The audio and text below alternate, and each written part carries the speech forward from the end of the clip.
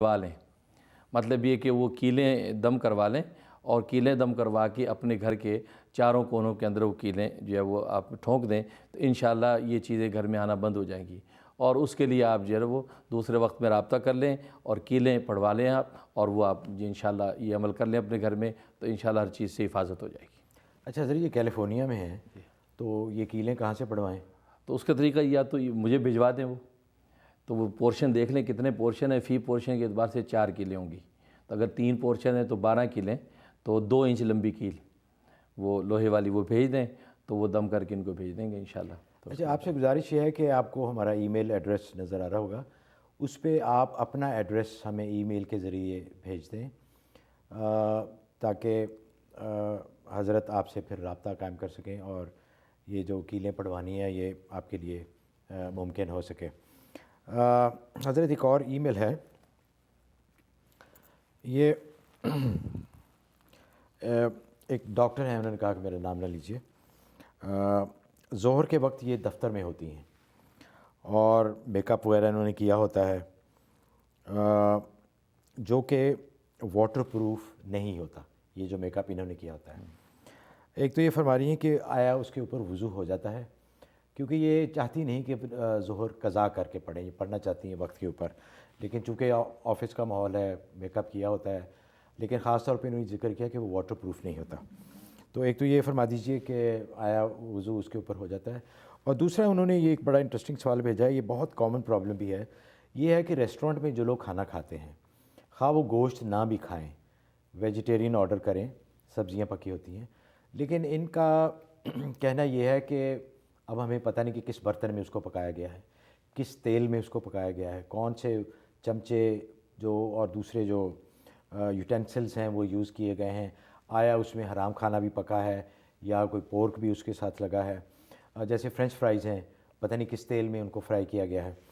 और तीसरा इनका ये है कि ये कह रही हैं कि जब वज़ू किया हो और बच्चे इनके छोटे हैं, अगर उनको धुलाएँ, नहलाएँ या उनकी सफाई वगैरह की, तो क्या उससे वज़ू टूट जाता है? जी, तो जहाँ तक आपके पहले सवाल का ताल्लुक़ है, तो मेकअप जो आम मेकअप औरतें करती हैं, तो वो मेकअप अगर किया हुआ है और आपने उस पर वज़ू किया तो वज़ू हो जाएगा।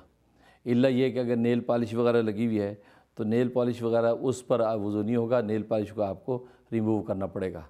उसके अलावा अगर जो है वो सुर्खी पाउडर वगैरह जो लगा हुआ है तो उसके ऊपर अगर आपने वज़ू किया तो वज़ू आपका हो जाएगा। और दूसरा जहाँ तक सवाल का ताल्लुक़ है, तो वो पहले भी मैंने इस पर अर्ज़ किया था कि गैर मुस्लिम रेस्टोरेंट जो हैं जहाँ आप जाते हैं, तो वहाँ अगर ऐसी सूरत हाल पेश आती है तो आप अगरचे वेजिटेबल ऑर्डर करते हैं, लेकिन ये शक है आपको कि किस ऑयल के अंदर पका है, तो अगर वहाँ शुकूक व शुबहात आपके इतने स्ट्रॉन्ग हैं कि वहाँ ये इस चीज़ का एहतियात नहीं किया जाता, तो फिर आप वहाँ खाना खाना आपके लिए जायज़ नहीं है। तो आप उससे इज्तनाब करें, किसी मुसलमान रेस्टोरेंट में एहतियात के साथ वहाँ खाना खाएँ। और तीसरा जो सवाल आपने किया उसमें यह है कि बच्चे को अगर वज़ू के हाल में आपने धुलाया तो उसमें कोई मुज़ाक़ा नहीं, उससे वज़ू पर कोई असर नहीं पड़ता, इल्ला ये कि अगर जो है उसका पेशाब या पोटी वगैरह कपड़ों पर या बदन पे लग गई तो उसको धो लिया जाए, तो बाकायदा दोबारा वज़ू करने की ज़रूरत नहीं है। अच्छा हज़रत, ब्रेक का वक्त हुआ है, ब्रेक पे जाने से एक ज़रा मुख्तसर सा एक सवाल है। बहुत सारी ईमेल्स आई हैं इसके बारे में। ख़वातीन ने पूछा है कि जो उनके ख़ास अय्याम होते हैं उस दौरान वो ज़ुबानी तलावत कर सकती हैं कुरान पाक की। छूना तो सबको पता है कि कुरान को छूना नहीं चाहिए, लेकिन वो कह रही हैं कि अगर उनको ज़ुबानी याद हो तो क्या उसकी तलावत उन अय्याम में वो कर सकती हैं? जी, ये अच्छा सवाल किया आपने, इसलिए कि यहाँ ख़ास तौर पे मैंने अमेरिका यूरोप में देखा है कि ये बड़ा इसका रिवाज होता चला जाता है कि ख़वातीन कहती जी ज़बान तो पाक है लिहाजा कुरान पढ़ सकती हैं, लेकिन उनको इस बात की ख़बर होनी चाहिए कि जिस तरीके से इस हालत में कुरान को हाथ नहीं लगा सकते, पढ़ने की भी इजाज़त नहीं है। और हदीस में नबी पाक सल्लल्लाहु अलैहि वसल्लम ने मना फरमाया कि ला तक़रउल कुरान हाइज़ु वला नुफ़सा, कि हाइज़ और नुफ़सा जो हैं ये कुरान की तिलावत ना करें, क़िराअत नहीं कर सकती, लिहाजा ज़बान से पढ़ने की भी इजाज़त नहीं है। अच्छा हज़रत, ये तो कुरान के बारे में हो गया। अगर कोई और ज़िक्र है कुरान के अलावा, जी, तस्बीहात हैं, जी जी, उनके बारे में भी यही नहीं, हुक्म है? उसके ये कि तस्बीहात हैं, ज़िक्र हैं, दुरूद शरीफ है, दूसरे अज़कार है, वो कर सकते हैं। अच्छा, वो कर जैसे सकते हैं। कुरान के बारे में ख़ास ये हुक्म है कि ना उसको हाथ लगा सकते हैं और ना उसकी क़िराअत कर सकते हैं। अच्छा अच्छा, इजाज़त। अच्छा हज़रत, ब्रेक पे जाते हैं। ब्रेक पे जाने से पहले हमारे जो दूसरे स्पॉन्सर हैं रेक्स फार्मेसी के, हलाल वाइटामिन बनाते हैं, और उसके लिए आप जा सकते हैं, उनकी जो वेबसाइट है purehalalvitamin.com, تو اس پہ جائیں تو آپ کو انشاءاللہ 100% خالص اور حلال وائٹامن آپ کو مل سکتے ہیں۔ حاضر ہوتے ہیں ایک چھوٹی سی بریک کے بعد۔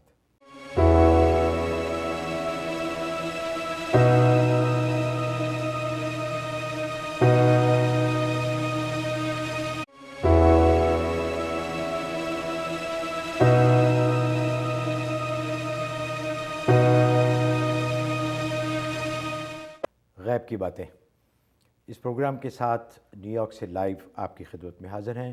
آپ سب کو پروگرام میں دوبارہ بہت بہت خوش آمدید۔ حضرت ایک اور کالر ہیں البرٹا سے۔ جی السلام علیکم۔ ہیلو۔ السلام علیکم۔ وعلیکم السلام۔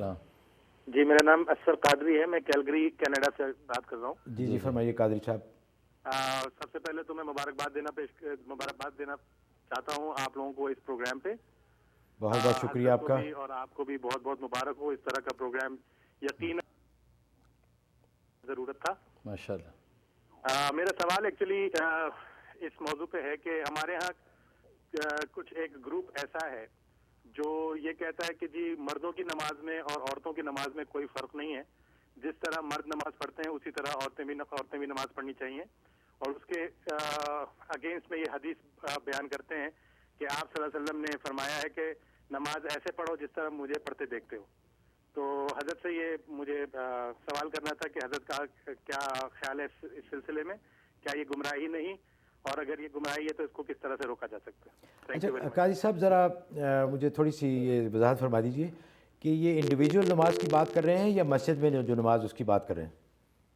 اچھا وہ لائن ڈراپ ہوگی۔ جی حضرت۔ جی اسفر قادری صاحب، آپ نے جو سوال کیا ہے کہ مرد عورت کی نماز کا معاملہ، کہ بعض لوگ یہ کہتے ہیں کہ مرد عورت کی نماز ایک جیسی ہے اور بعض کہتے ہیں ڈیفرنٹ ہے، تو میں تو یہ کہتا ہوں کہ بس نماز پڑھیں، مرد بھی نماز پڑھے عورت بھی نماز پڑھے، طریقہ کار نماز کا کوئی بھی اختیار کیا جائے تو نماز پڑھنی چاہیے۔ ڈیفرنس اور اوپینین ایک الگ چیز ہے، ڈیفرنس اور پرپز ایک الگ چیز ہے۔ ڈیفرنس اور اوپینین ہو جاتا ہے کوئی بات نہیں، کوئی کسی طریقے سے نماز پڑھتا ہے کوئی کسی طریقے سے، لیکن ڈیفرنس اور پرپز نہیں ہے، نماز سب پڑھتے ہیں۔ کوئی رفع دین کر کے نماز پڑھتا ہے، کوئی بغیر رفع دین کے نماز پڑھتا ہے، کوئی آمین اونچی کہتا ہے، کوئی آہستہ کہتا ہے۔ اسی طریقے سے مرد اور عورت کی نماز کا ایک اسکول آف تھاٹ کہتا ہے کہ دونوں کا طریقہ کار سیم ہے، وہ بھی اپنے دلائل پیش کرتا ہے۔ اور دوسرا جو ہے جیسا کہ اہل سنت والجماعت کا مسلک ہے کہ مرد عورت میں جیسے اللہ نے فرق رکھا ہے ایسے اس کے نماز کے طریقہ کار میں بھی فرق رکھا ہے، اس لیے کہ مرد کے لیے اتنا پردے داری نہیں مطلوب جتنی عورت کے لیے پردے داری مطلوب ہے۔ لہٰذا ظاہر ہے کہ جب پردے کے احکام مختلف ہیں تو نماز کے طریقہ کار میں بھی اختلاف کی فطری چیز ہے، تو احادیث ادھر بھی احادیث موجود ہیں۔ لیکن میں تو یہ کہتا ہوں کہ بس نماز پڑھیں کسی بھی طریقے سے، نماز اپنی نہ چھوڑیں کہ پوچھ نماز کی ہوگی۔ اللہ تعالیٰ امت کو یہ چھوٹے چھوٹے ڈفرینس سے نکالے تاکہ وہ ایک اللہ کی طرف جانے والے بن جائیں۔ ماشاءاللہ حضرت بہت زبردست جواب دیا آپ نے۔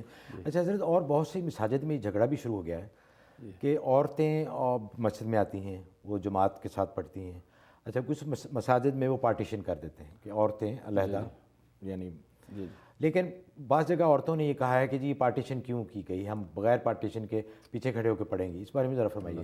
نہیں یہ خیر یہ تو زیادتی ان عورتوں کی طرف سے کہ عورتوں کو ایسا نہیں کرنا چاہیے کہ پارٹیشن کے ساتھ ان کو نماز پڑھنی چاہیے، بغیر پارٹیشن کے وہ اوپنلی اگر مردوں کے سامنے کھڑی ہوتی ہے تو احادیث میں بھی نہیں، اگر پیچھے کھڑی ہوں، اب پیچھے کھڑی ہوں لیکن مردوں کے بغیر کسی حائل کے کھڑا ہونا جائز نہیں ہے کہ وہ مردوں کو دیکھ رہی ہیں یا مرد یا ان کو دیکھ سکتے ہیں، تو پردے کا حائل ضروری ہے، اور یہ سارے فقہ اسلام کی یہ مسلک ہے، اور یہ تو عورتوں کی زیادتی ہے مغربیت ہے کہ وہ یہ کہتی ہے کہ ہم اس سے یہ کل کو یہ کہیں گے ہم پہلی صف میں کھڑی ہوں، تو یہ غلط ہے، ایسا نہیں ہے، بلکہ خیر القرون سے یہ طریقہ چلا آ رہا ہے کہ عورتیں پردے کے اندر جو اقتداء کرتی ہیں پردے کے بغیر جائز نہیں۔ اچھا حضرت ایک اور کال لیتے ہیں، کیلیفورنیا سے کال ہے۔ جی السلام علیکم۔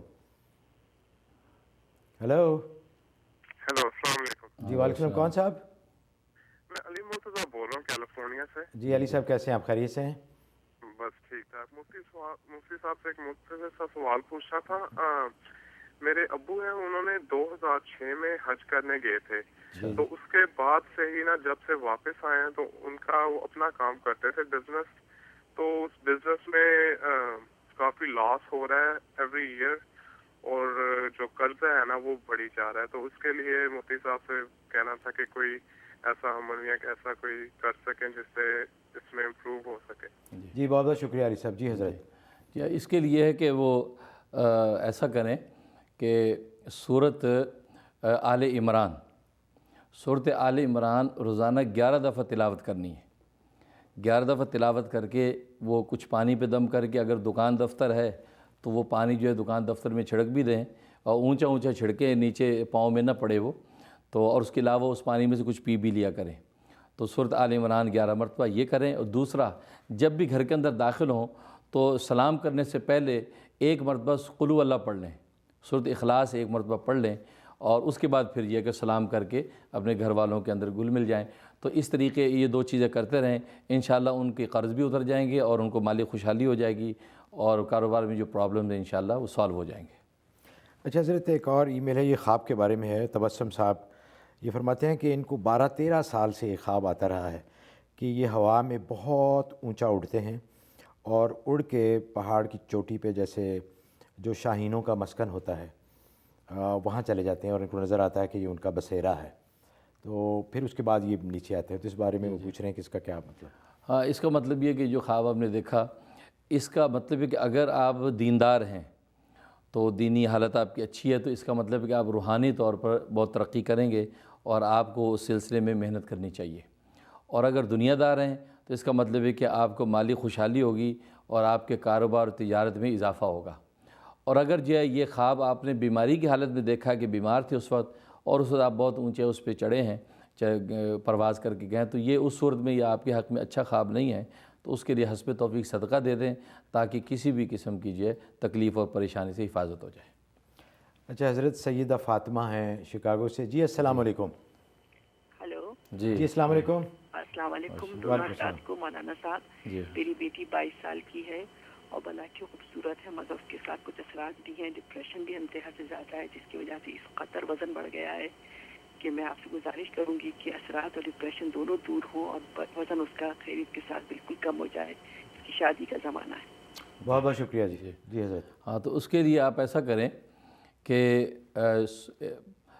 1 کپ پانی، شہد اس کے اندر 1 چمچ ملا کے صبح کو، وہ گرم پانی نیم گرم ہو، اس کے اوپر جو ہے آپ نے سورۃ بقرہ کا پہلا اور آخری رکوع 1 مرتبہ دم کرنا ہے اور اس بچی کو پلانا ہے. اس سے اس کا انشاءاللہ وزن کم ہوگا. اور باقی جو اثرات کی بات ہے تو اس کے لیے بسم اللہ الرحمن الرحیم یہ 41 مرتبہ اس بچی سے کہیں کہ خود روزانہ 41 مرتبہ پڑھ کے اپنے بدن پہ دم کر لیا کرے. اس سے انشاءاللہ ان کے اثرات ریموو ہو جائیں گے، اور وہ جو پانی پئیں گے شاید ملا ہوا دم کر کے، انشاءاللہ اس سے ان کا وزن کم ہوگا. حضرت سمی صاحب ہیں ہیوسٹن ٹیکسس سے. جی سمی صاحب السلام علیکم. میرے خیال کال ڈراپ ہو گئی ان کی.